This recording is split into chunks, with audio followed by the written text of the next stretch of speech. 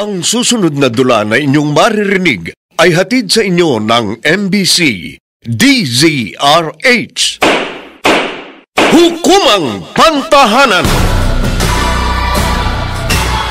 Hukumang Pantahanan.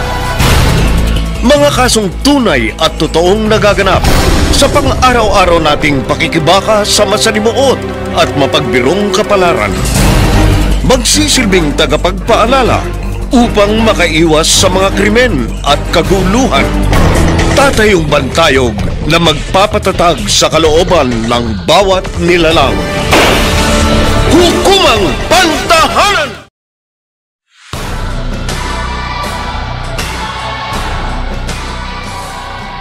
Magandang Sabado ng umaga sa inyong lahat.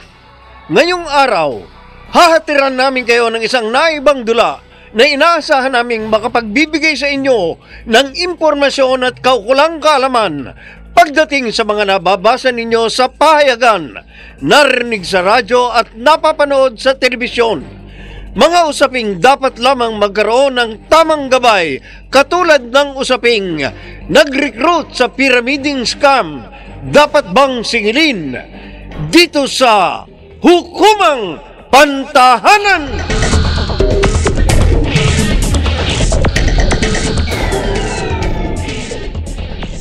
Mama. Nika, anak. Mama. Mataas pa rin ang lagnat mo. Diyos ko, anong gagawin ko? Paano kita madadala sa doktor? Wala akong pera. Di ko na po kaya. Huwag ka mag-alala. Hahanap ako ng mauutangan para maipadoktor kita. Ha? No. Anong problema ng anak natin? Ay, mataas pa rin ang lagnat ni Nika. Tapos, namamantal na rin yung balat niya. Jong, kailangan na nating dalhin sa doktor si Nika. Kaso wala akong pera.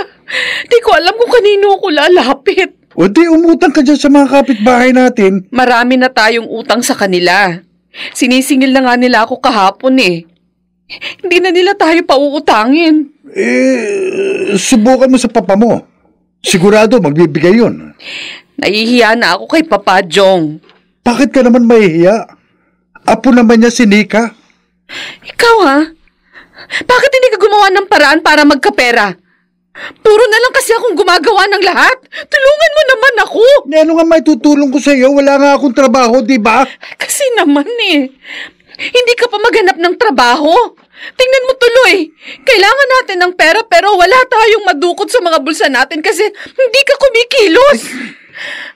Chong, tapatin mo nga ako. Ano bang plano mo sa pamilya natin, ha? Kailan ka ba magpupursige na maghanap ng trabaho? Naghahanap naman ako, hindi ba? Kaso hindi ako matanggap. Anong magagawa ko? Kung gusto mo makahanap ng trabaho, gagawa at gagawa ka ng paraan. Kaso napapansin ko sa'yo, wala kang pakialam sa amin ng anak ko. Wala kang ginawa kundi ang uminom lang at humilata dito sa bahay. Eto na naman, nagsisimula ka na naman. Eto naman, di ba? Chong, ano? Kailan mo ba ako matutulungan? Kailan ka ba kikilos para sa pamilya mo? Maawa ka naman sa akin, Chong. Pagod na ako sa pagpapasensya sa'yo. Pasalamat tayo sa Diyos at naagapan yung dengue ni Nika. Salamat po. Pasensya na rin po kayo kung kayo po yung palagi ko nilalapitan. Wala yun. Sino pa bang malalapitan mo? Ako lang, di ba? Tinay, anak kita. Hindi kita kayang tiisin. Huwag po kayong mag-alala pa. Makakabawi din po ako sa inyo. Saka mo na lang ako bayaran kapag may pera ka na. Sa ngayon, intindihin mo muna si Nika. Siya nga pala, yung asawa mo. Kailan ba magkakaroon ng trabaho yon? Hindi ko nga rin po alam eh.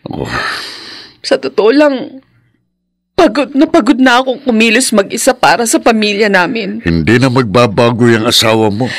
Abusado na siya. Yun nga po pa eh. Ano po bang gagawin ko? Mag-isip-isip ka na ngayon. Hiwalayan mo na yan si Jong. Sa loob ng 6 na taong pagsasama ninyo, wala siyang naibigay na kaginawahan sa inyo ng anak mo. Wala kayong kinabukasan sa kanya.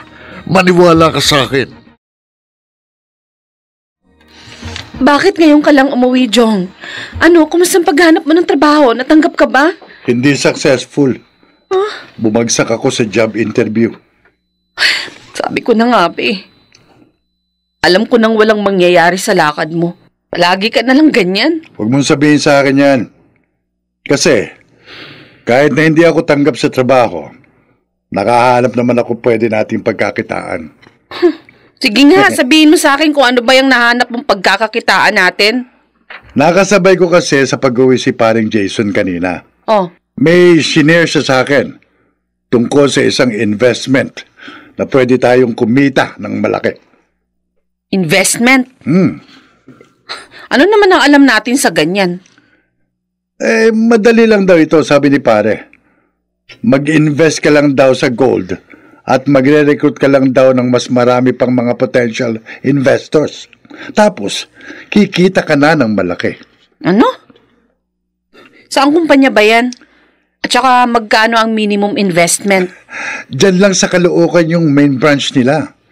Sabi sa akin ni paring Jason, 5,000 pesos lang ang minimum investment. 5,000 piso? No, Ang laking pera nun! Saan ba tayo kukuha nun? kahit ipangutang na lang muna natin, Tinay. Paniwala ka sa akin. Malaki ang kikitain natin kung sakasakali. Si paring Jason, nakapagpatayo ng sari-sari store sa tapat ng bahay nila. Dahil malaking kinikita niya. Pwede ka raw kumita ng arawan o lingguhan. Depende sa kung ilan ang marirecruit mo. Hindi ba scam lang yan? Hindi. Kasi, kumikita ng malaki si paring Jason. Ibig sabihin, totoo yun. Sabi sa akin ni pare, tutulungan daw niya tayo sa first week ng investment natin. Yung 5,000 natin, pwedeng kumita ng 15,000 pesos. Ngayon, sa susunod na mga linggo, maghahanap na tayo ng mga potential investors. May komisyon kagad tayo sa initial investment na ibabayad nila sa kumpanya. Sino naman kayang iinganyohin natin na mag-invest? Oh, di yung mga kumari mo. Sina Yeng, Digna, Yvette. Tapos, invite din natin yung mga kapitbahay natin. Sila Miling at Dotong. Magpipera naman ang mga yun eh. Ano? Sige, Jong. Susubukan kong mangutang kay Papa ng 5,000 tapos patulong tayo kay Jason sa pag-invest dyan. Matagal ko nang gustong kumita ng malaking pera. Yun.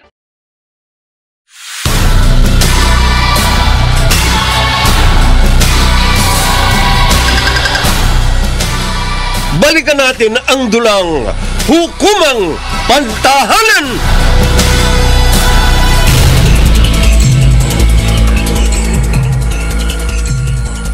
Tinay! Ay, nakuha ko na yung kita natin. Ha? 22,000 pesos sa loob lang ng 1 linggo. Talaga? Ito, kunin mo. Kunin mo na. Wow, totoo nga. Naku, sulit pala yung inutang natin kay Papa para mag-invest dito. Oo. Iawas mo na yung 5,000 na kinita natin. Tapos, bayaran na natin ang papa mo para wala na tayong utang. Jong, lalo tuloy ako na-excite. Mag-invite na tayo ng mga taong pwedeng mag-invest. At para next week, ganito uli kalaki ang kikitain natin. Kahit hindi ka na magtrabaho, Jong, mabubuhay na tayo ni Nanika. Kung every week nakaka-22,000 pesos tayo. Oo. Ay, sige. Bukas na bukas, kakausapin at kukumbinsihin ko na mga kumarit kaibigan natin Yun. para mag-invest dito. Maniwala kayo sa akin, mga mare. Malaking kikitain nyo dito. Ako nga kumita ng 22,000 pesos na walang kaabog-abog eh. Basta masipag ka lang magbenta at mag-invite ng potential investors, malaking perang babalik sa inyo. Pero hindi ba scam yan, Maring Tinay? Hindi, Aling Miling. Ako na nagsasabi sa inyo, totoo siya. Hindi scam, promise. Kasi ako, nakita at nahawakan ko talaga yung perang kinita ko. Alam nyo ba, ngayong darating na weekend, magpapa-cash out ulit ako ng 26,000 pesos. Ay, mukhang legit nga yan Masubukan nga. Total, malaki naman yung kinikita ng seaman kong asawa. Tama. Sisiw lang yung 5,000 piso. Correct. Wow! Sana all, Maring Yeng. Oh. Ako, medyo hindi maganda ang kita ko sa sari-sari store nito mga nagdaang araw. May engineer ka namang anak, di ba? Miling? Umutang ka muna sa kanya. Tama. Tama si Yeng. Umutang ka muna sa panganay mo. Mababayaran mo din siya sa susunod na linggo, promise. Ako nga, alam nyo ba, umutang lang sa papa ko, pampuhunan dito. Ayun, sulit na sulit naman. Galing Sige, Tinay. Mag-i-invest na ako. Hoy, ano ba yung pinag-uusapan nyo dyan? Itong si Tinay.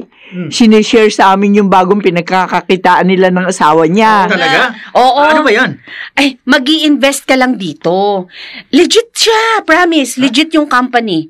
Sa 5,000 i-invest mo, pwede kang kumita ng mahigit 20,000 pesos kada linggo. Teka, baka naman scam yan. Hindi. Basta ako na nagsasabi sa inyo, totoo siya. Sa darating nga daw na weekend, magka-cash out uli siya ng 26,000 pesos. Totoo. Talaga? Oo. Okay yan O sige nga, susubukan ko mag-invest dyan sa sinasabi mo.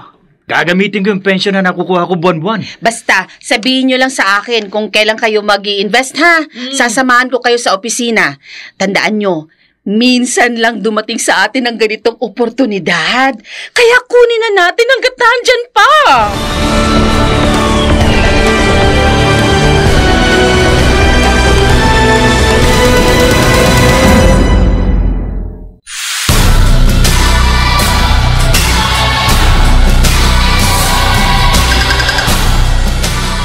Balikan natin ang dulang Hukumang Pantahanan!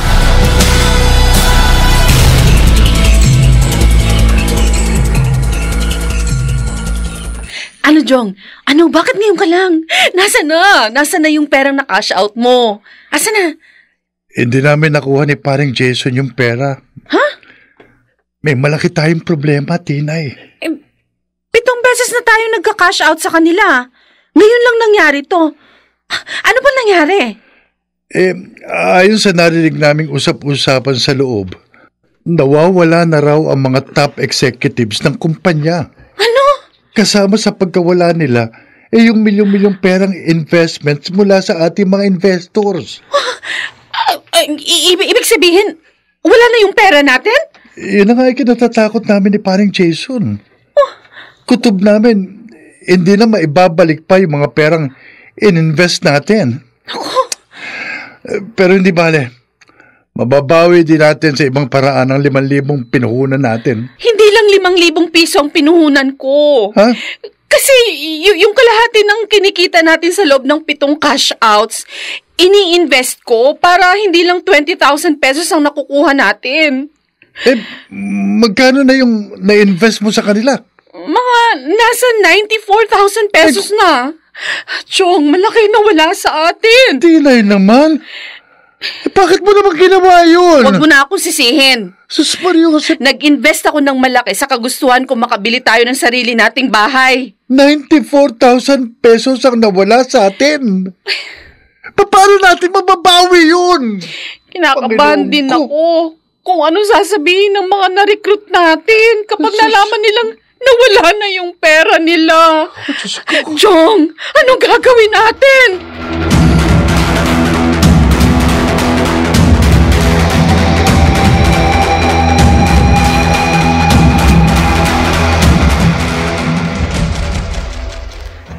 Tinay! Lumabas ka dyan! Harapin mo kami dito! Huwag mo kami pagtaguan, ha? Ibalik mo sa amin yung pera namin. Yeng, Aling Miling, ano ba kayo? Ang ingay nyo. Hindi kami mag-iingay dito kung maayos kang kausap. Ibalik mo yung pera namin. Oo nga. Anong ibabalik? Hindi naman sa akin napunta ang mga pera ninyo. Katulad nyo, naloko din ako. Ay, pero hindi kami mag-i-invest sa scam na yan kung hindi mo kami ininganyo. Oo nga. Ang sabihin nyo, nasilaw din kayo sa pera. At saka bakit akong sisingilin ninyo? Ako ba nagnakaw sa inyo? Ikaw, Aling Miling. Hindi ko nga hinawakan yung pera mo eh. Sinamahan lang kita sa opisina. Ako. Ibinigay ko sa'yo yung pera ko. Oo nga. Ibinigay mo nga sa akin ng pera mo, pero sinurrender ko yun sa opisina. Kaya nga may membership card ka ng company. Nakapangalan sa'yo, di ba? Ibig sabihin, nasa kumpanya ang pera mo. Ay, basta, hindi kami papayag ni Yang na mawawalang para mula yung mga pera namin. Ang laki ng halagang inilabas namin para sa investment na ito. Hindi ko nakasalanan yon, Aling Miling. Pare-pareho lang tayong na-scam. Huwag niyo akong singilin kasi hindi naman ako... Hindi naman napunta sa akin ang pera niyo eh. Tsaka, hindi naman ako may-ari ng company. Investor din akong katulad niyo. Ay, hindi. Kasalanan mo lahat yan. Kaya ibalik mo sa akin yung pera ko. Hindi. Kakasuhan kita. O, sige. Sampahan mo ako ng kaso. At ano naman ikakaso mo sa akin, Aber? Estafa? May mga ebidensya ako na hindi napunta sa akin ng mga pera ninyo. Ay, naku, basta hindi kami titigil ni Yang hanggat hindi mo na ibabalik yung mga pera namin. At kapag naibalik na sa amin ang mga pera, magkalimutan na tayo, Tinay. Oo, magkalimutan na tayo. Wala akong pakialam. Ayoko rin namang makipagkaibigan sa mga ganid na taong tulad nyo.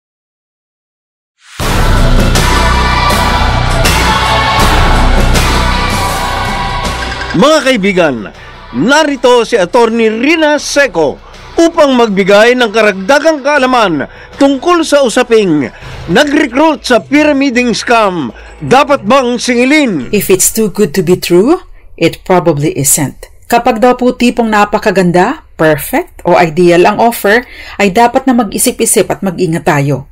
Red flag po ito, kaduda-duda, at dapat na magsilbing warning para sa atin, lalo na sa mga nagnanais na kumita ng mabilisan. Ito po ang nangyayari sa mga pyramiding o investment schemes na nauuso ngayon. Sa pyramiding scheme, ang mga kita ay nakukuha mula sa pangangalap ng ibang mga taong nag-i-invest o naglalagak ng kanilang pera sa halip na sa pagbebenta ng mga produkto. Ang sistema pong ito ng negosyo ay mahigpit na ipinagbabawal sa ilalim ng Consumer Act of the Philippines o RA 7394 at ng Republic Act 11765 o Financial Products and Services Consumer Protection Act. Kaunting background lang, ang pyramiding scheme ay kapareho din po ng Ponzi scheme na nagre-require lang ng cash investments. Wala pong ibang paraan kundi ang mangolekta ng pera mula sa ibang tao. Bale, recruit lang.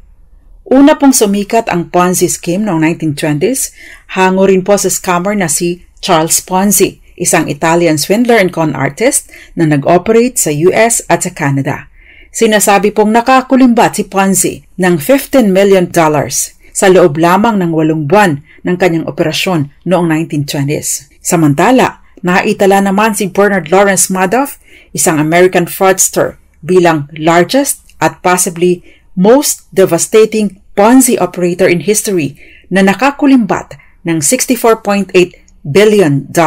Libo-libo po ang naloko nito at sinundan pa ng maraming iba pang tulad na operator ng Ponzi at investment scheme tulad ng nasa kwentong tampok natin ngayon. Again, illegal po ang ganitong uri ng transaksyon at negosyo at pinarurusahan sa ilalim ng Republic Act 11765 o Financial Product and Services Consumer Protection Act at ng Revised Penal Code. Sa ilalim po kasi ng Financial Products and Services Consumer Protection Act, ang sino mang individual na mapatunayang guilty ng investment fraud tulad ng Ponzi scheme ay may parusang kulong mula 1 to 5 years o multang mula 50,000 pesos hanggang 2 million pesos or both.